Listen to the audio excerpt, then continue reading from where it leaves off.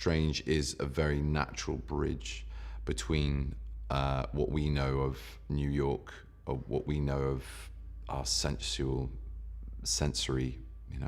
perceivable reality, and something well beyond that. And so I think it's kind of right. It's kind of the right moment now for him to be the character that we now get introduced to open up that chapter of the Marvel Universe. I came at Doctor Strange and the comics of Doctor Strange through people being interested in me for the role in the film. And I found him incredibly arrogant, brilliant, sort of extraordinary, and with the potential to be incredibly hokey, because it was very much a comic of its era, like they always are.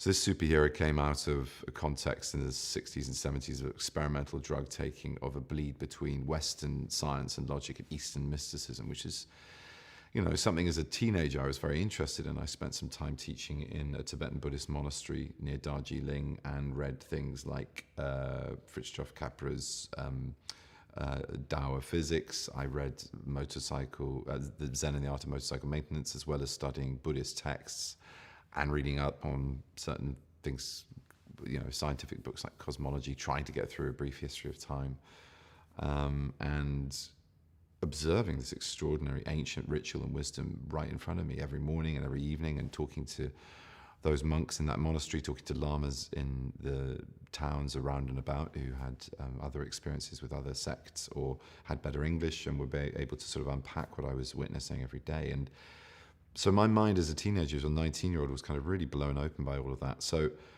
it immediately made sense to me, this material. He is arrogant to the point of being unlikable, but yet somehow you should still like him. He's got a great deal of charm, and there is already a sense of loss or soullessness, I think, about him very early on in the film. You see him as a lone figure at the beginning and end of this film. By the end of the film, he's a superhero, and we all know that's quite an onerous task and often requires quite a solitary existence. There aren't too many people you can, pillow talk with, or, form meaningful relationships when your responsibilities are always other and elsewhere. It's extraordinary to step into all of these environments. I mean, even the environments at the beginning of the film, the surgeries were so detailed, accurate, beautifully lit, and beautifully manageable as playing spaces, but still, very specifically attended to as places that could possibly carry out some neurosurgery, minus a 21st century unscrubbed up film crew in it. Procedurally, we were going through drills with Dr. Harkness, and there was also a fantastic nurse on set. A lot of the extras had practiced in medicine or surgery. So I had a great deal of expertise floating around in that room, and you never felt at sea or incapable of asking a sort of important question about what to do and how to do what you had to do. Nepal was amazing. Kathmandu was absolutely vital to this film. I think not least because it's so based in something that is exotic and other, and to have that experience as a film crew when we were spending a lot of time together, a lot of time on sets and simulacrums of all these wonderful exotic places and cities. It was a very bonding experience. It was a very bonding experience for all of us as a crew. To be able to play off Tilda Swinton, Mads Mikkelsen, Rachel McAdams, Michael, and Chiwetel, I mean, really, really, really spoiling. Really fantastic. Very flattering as well, and very securing. I think Scott's one of the main reasons that this project attracted such a brilliantly talented cast. He's great on process. He's really good on going through a great sort of volume of detail about characterization. You really feel very safe in his hands about who you're playing and why you're playing what you're playing. I play Baron Mordo, and this is a fascinating character that is part of this universe of Doctor Strange's universe. And Doctor Strange meets Mordo when he's searching for a cure for his hands and the issues that he's having, and Mordo introduces him to this different, very sort of mystical world of dimensions and magic. Mordo is very close with the Ancient One, played by Tilda Swinton, and the Ancient One really has the ultimate power in Kamar-Taj, and so what Mordo does really is facilitate the introduction between the Ancient One and Doctor Strange, and then I guess together, both the Ancient One and Mordo, they sort of begin his training. I think that he's very intelligent, very skilled, and then but has all of these connotations, these negative characteristics. That certainly, as perceived by Mordo, this kind of incredible self-confidence, a certain, as perceived by Mordo, a certain arrogance, and but mixed with a charm and a charisma. So always engaging, but in his own way challenging, and so consequently quite fascinating.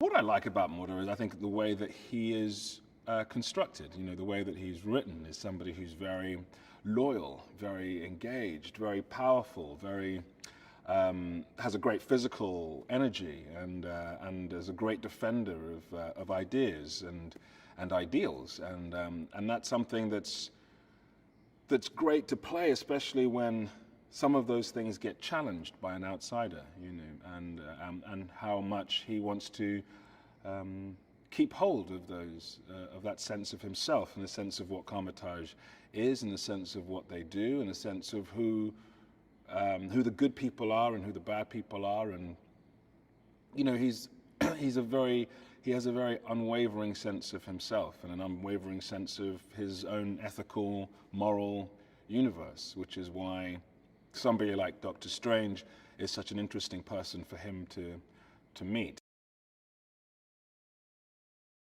Ultimately, Benedict is really great for the part, is really just due to his understanding of character and his ability to really to get under the skin of other people. I found watching him often that his own personality, his own sort of characteristics are very, very different to the characters he portrays, but he really always gives off this sense that he is completely inside of these characters and really underneath the skin of them. And that's just the skill of a terrifically gifted actor that Benedict is.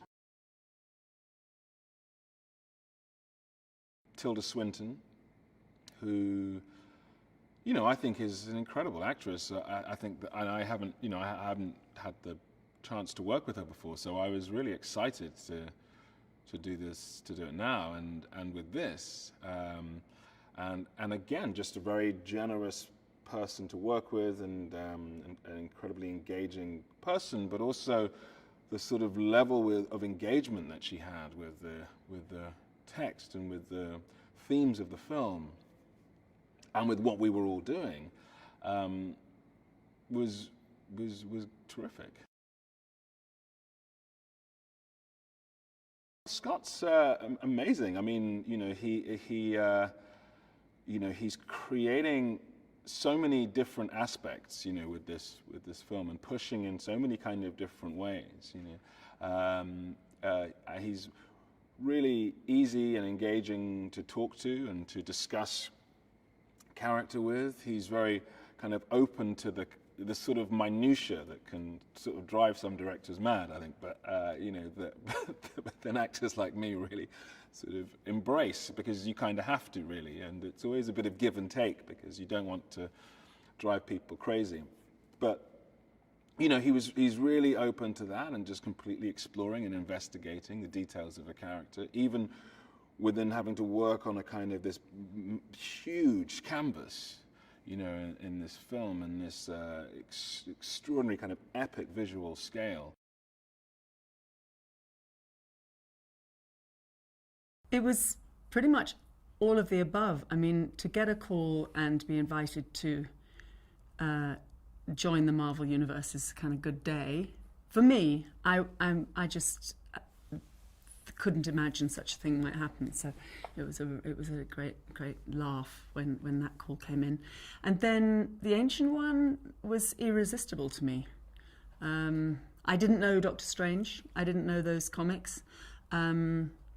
But the way it was described to me very simply was just tantalizing, and yeah, I couldn't say no to this one. We just started with the things that we wanted to keep constant, like fluidity and a kind of general aspect. We didn't want to pin it down to any kind of specific Buddhism, specific gender, specific nationality. We wanted to free it up from any kind of previous interpretation. It was such a pleasure working with everybody here on that development process. I was so impressed and thrilled that they were really up for just working it out together, and we worked it out over several months. And we tested, and we looked at other options, and we tested them. We kept pairing away. And as I say, with the Ancient One, we wanted to go for something very fluid, very sort of non-specific and pure and ageless. And that doesn't mean either young or old. It just means ageless. And it doesn't mean either male or female. It just means kind of gender-free. And so we ended up going for something pretty raw and simple and modern and kind of ancient.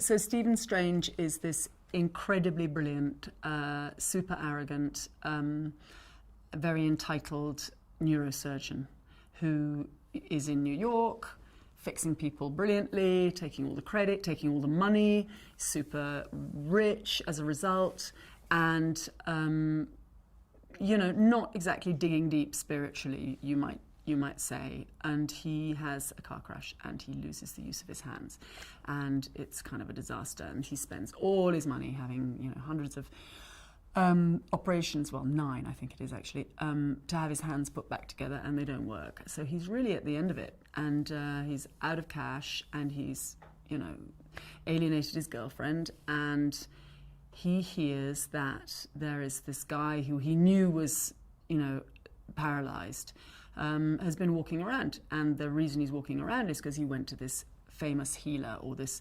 arcane, maybe not so much famous as this legendary, some people know about healer in this place called Kamartaj in Kathmandu.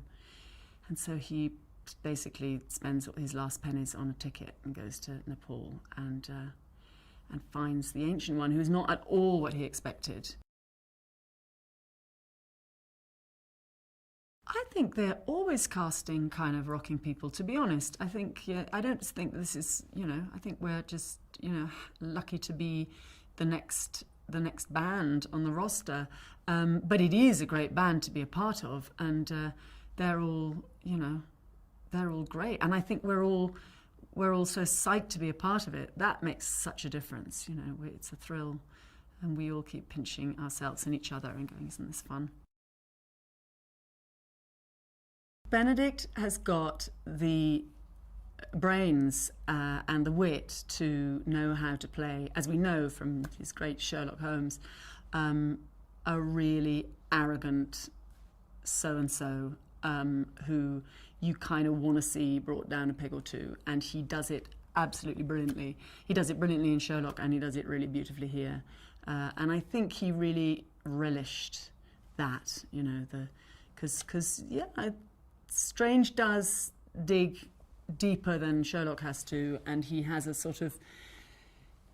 a real enlightenment of the spirit in this film, and I think he really loved doing that. I think that was a personal kind of pleasure for him to go on that journey. And I think he's just fantastic. I grew up with comic books, and Marvel was a big part of that. Doctor Strange somehow has been under the radar for a lot of people, especially in Europe. I think it was much bigger in America. And it's a product from the 60s or 70s, as far as I believe, and a little more crazy than some of the other things. So I got my hands on a couple of copies a friend of mine is collecting, and I loved it, all of it. I think that in general, the story appealed to me, and we're dealing with a man, you and me, maybe a little brighter than us, a fantastic surgeon who has a touch of arrogance to him. And this arrogance is following through the first half of the film, and something terrible happens, and he has to confront his fears and his beliefs. And I thought that was a very, very human and brilliant way of describing a superhero, and let him start there and see where he goes. Well, the first encounter is once Stephen Strange hits the temple, my character is already on his move. He's already dedicating himself to the other side. So their first encounter is quite brutal, actually. We fight for 15 minutes the first time we meet each other. And it's a situation where Doctor Strange does not have his powers, and he is not as skillful a fighter as the rest of us at this point, because we've been there for 20 years. He's only been there for 9 months. So he's been thrown around a lot, actually, in these very chambers we're sitting in here. I think that most of us, we grew up with Marvel, right? And for us, we never really let them go. They were not a kid's thing. It was part of an art as well. And I think most of us see Marvel as a fantastic piece of art throughout the decades they've been doing, right? So for us to be in one of the films is not only a childhood dream, it's also an adult dream, because the stories are wider than just entertaining in the sense of entertaining kids. They are dealing with big questions. You know, who am I? What is the universe? Good and evil. And those are, as always, some of the best stories. I think he's a perfect choice in the sense that this is a man that transformed from one thing to another, and Benedict possesses both things. He can be very physical and very direct, but he can also be very intellectual, and he can also play very arrogant. And this character has a fair amount of arrogancy in the beginning of the film, and I think that's perfect for the character. And his journey is obviously to figure out what purpose that is serving, this arrogance. He loves this film. He loves this universe, and you can simply see his face light up when something is happening, something succeeds the way he wanted it to be. Right? For him, it's definitely not just a film. It is a mission, and all the childish feelings that hopefully will come up in the audience when they watch it is coming up in him when he's sitting in his chair directing and behind the monitors. My name's Benedict Wong, and I'm playing the character of Wong. Wong is he is a fellow sorcerer here at Kamar-Taj, and he's kind of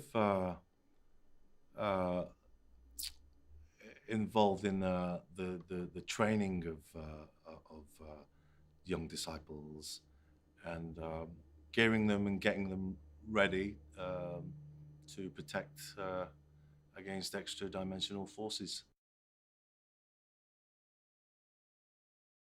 I think from the comic books, which was sort of created during the 60s, I mean, Wong came across quite it's like a manservant sidekick, which I think with our version, we're happily sort of putting that to bed, really, and kind of updating this for a modern audience. And very little is known of Wong in this film, and it's kind of he will slowly unfurl, throughout the film. I mean, he's someone who's very serious about his job. I mean, he's very uh, otherworldly wise. Stephen Strange is on his own personal journey from his tragic accident, and he journeys himself to Kamatage, having heard of someone who couldn't was paralyzed but could now walk, and he was seeking to heal himself, heal his hands, and he comes to Kamatage, into this world, and where he crosses paths with Wong, who now is the librarian of these, the guardian of these mystical books, and this is where they cross paths. Scott's very hands-on, real attention to detail. It's good how things have become very can be, you have to stay alert and keep fluid. Things may change at a drop of a hat as well, and he's overseeing the whole universe. So he's doing a fantastic job. I play Christine Palmer, who is an ER trauma doctor who specializes in thoracic surgery at the Metropolitan Hospital in New York City. I mean, there's definitely a pressure to get close to people's impression of what the character is. I think I'm fortunate in that she's kind of an amalgamation of a few women in the comics and Scott's own invention. So it's a fairly original jumping off point for me. Benedict just, he just automatically displays such fierce intelligence, which, makes perfect sense for a world-renowned neurosurgeon. And he has a very heroic quality to him. He's kind of your everyman in a way. He's so relatable. He's so funny. I mean, he brings a great deal of humor to, the lines and the set. But also, I think, most importantly, he has a humility about him as a person, and Stephen lacks that for quite a while, and I think the audience is going to have to forgive him for that kind of arrogance that he has, and Benedict is kind of couldn't be less that. So I think he brings a real warmth and heart to the character that he needs eventually. Being able to work with all those amazing actors just raises the stakes and kind of, I think, allows the audience maybe to buy into things more and suspend their disbelief. And Tilda looks incredible as the Ancient One. I mean, it's just really extraordinary. You just can't take your eyes off of her. And the same with Benedict, his transformation into Strange is really extraordinary. He's somehow made the set feel quite intimate. And I think his enthusiasm and passion for the Doctor Strange world is very evident. He did so much work leading up to starting the project that I just felt like I was in such good hands. Stephen Strange is a neurosurgeon, one of the top, if not the top neurosurgeon in New York City. And he's a materialist. He's materialistic in terms of his values. He's a skeptic. And he's really just about living a selfish, narcissistic life. And then he gets into a car crash that mangles his hands, and that sends him on a journey looking for healing for his hands. And that journey ultimately leads him into a world of mysticism and magic. I mean, I think there's so many things about Doctor Strange that appealed to me. I do think it's probably the only comic book movie that I'm personally suited to do. It's my favorite comic book and has been for a long time. And I grew up reading Marvel Comics, and the uniqueness of Doctor Strange was the magic mysticism of it, the visual ambition of the other dimensions, the way they're represented in those early comics by Steve Ditko, and then in later iterations as well.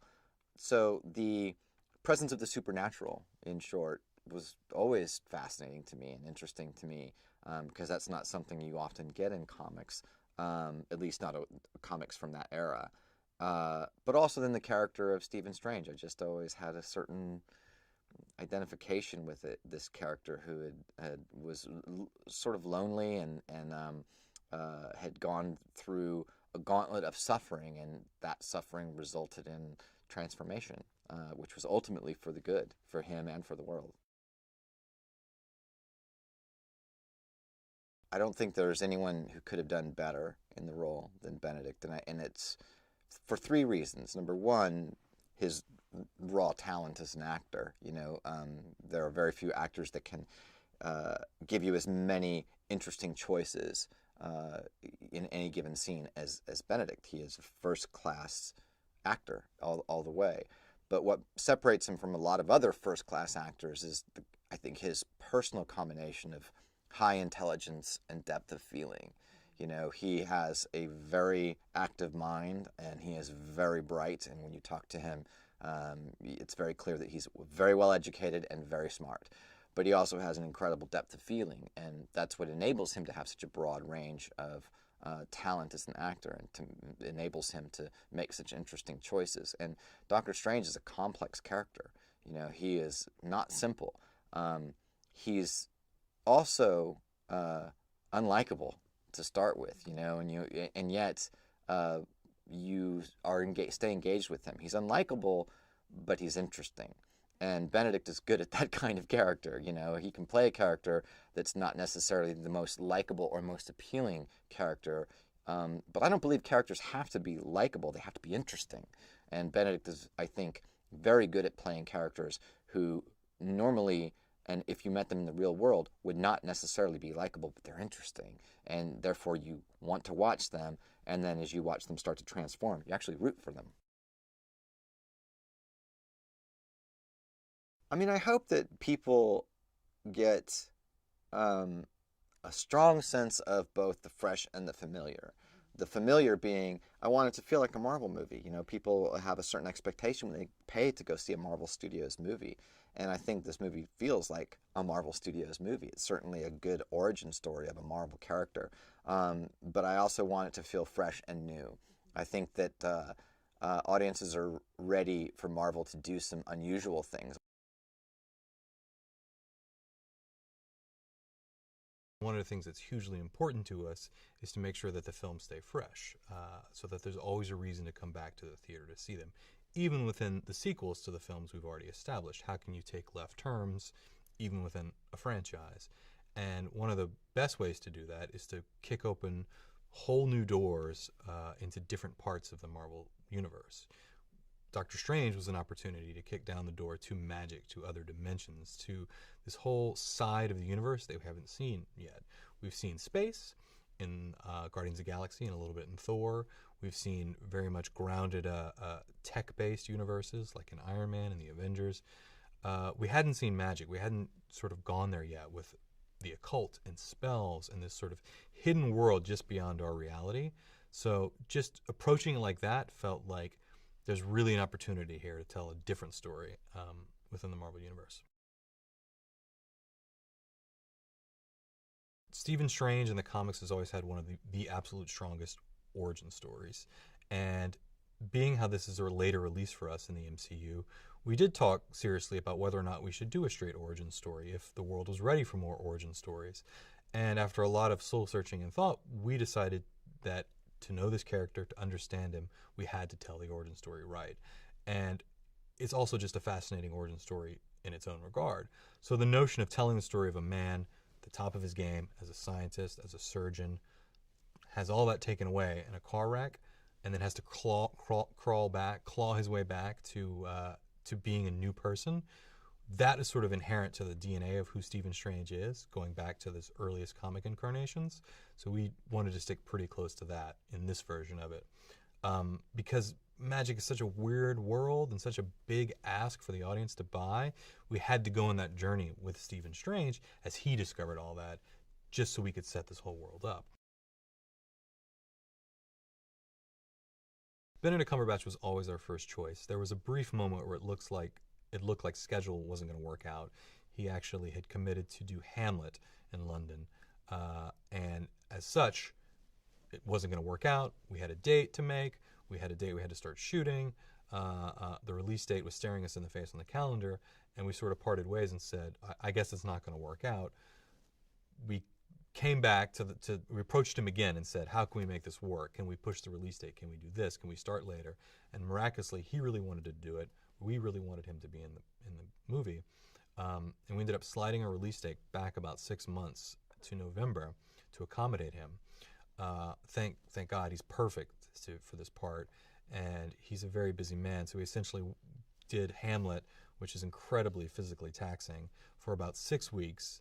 I got the chance to see it. It was amazing while I was there in London, and basically wrapped that production and was on a plane with us to Nepal days later. So his schedule was jam-packed, and he rolled right into this huge movie, 90-day shoot, right after being in Hamlet. So we're grateful for his work ethic, for sure. Rachel, we knew we needed someone just as smart and just as capable as Benedict. She plays Dr. Christine Palmer. She is very much a peer to Stephen Strange. She's just as capable as he is in a different type of medicine. They sort of specialize in different areas, and we knew we needed someone that could go toe-to-toe with Strange's intellect and arrogance, right? He sort of brings those in the early part of the film, he brings those both in equal measure. And you needed someone that had the toughness, the intellectual toughness and the emotional toughness to not be walked all over by him, or else the audience would totally divorce themselves of this character and not like him. We needed someone sort of fighting back against all that. And Rachel brings that in great measure, but also has a wonderful softness to her and a wonderful side that draws you in. In a lot of ways, she's the humanity of the first part of this film. Scott Derrickson was the perfect choice to direct this film, not the least of which reasons was because he loved the character. He grew up with the character. It was his favorite character as a kid.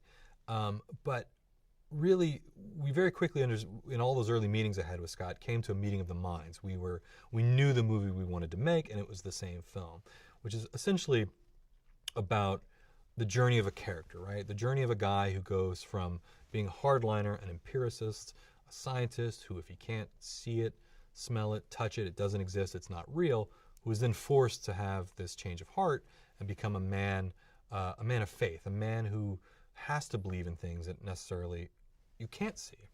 And Scott very quickly sort of understood that and got that character based on a lot of the interests in his own life. You know, Scott is a deep thinker about a lot of things. He studied philosophy, he studied theology, he studied science, and all those things sort of have to come together to understand who this character is and the journey he goes on. I would say that there is, the street level narratives of the Marvel Universe that we've seen in a lot of films. There's the cosmic level, which Thor and Guardians and the Avengers have taken us to. But there always is a very important supernatural side to the Marvel comics. And we haven't touched on that really. And Doctor Strange is our perfect entry point into that. We have this great journey of this character from this arrogant surgeon to someone who needs to put ego aside and embrace sort of this new reality that he's learned about. And what do you need to do this? You need a spectacular actor. And the fact that Benedict Cumberbatch has agreed to do this role, is excited, is as enthusiastic as any actor that has ever joined our universe to portray this character is huge for us. He really is a good guy who has gone through the journey that Strange is currently going on before. And he acts as a guide for Strange when he gets to this facility. He introduces him to the Ancient One, who is the head sort of teacher of this organization. And he is a cool, normal guy. And in a certain way, he becomes a partner to Strange. Scott Derrickson has a great body of work, and like Joan Anthony Russo, like Joss Whedon, like Jon Favreau, like Kenneth Branagh, the best of the filmmakers we've worked with haven't necessarily done a film like the one we're asking them to do now, but they have done enough that they've shown they're incredibly talented. They have unique visions and a love of film and a love of sort of pushing the boundaries of what a movie can be. And you look at Scott's work going back to the earliest days, to his most recent films, he's always playing with genre. He's always subverting that genre. Sometimes he dives right into it. Sometimes he twists it. That's exactly what we love to do at Marvel. And we just had a few great meetings where we realized he was the guy to lead us through this journey of Doctor Strange.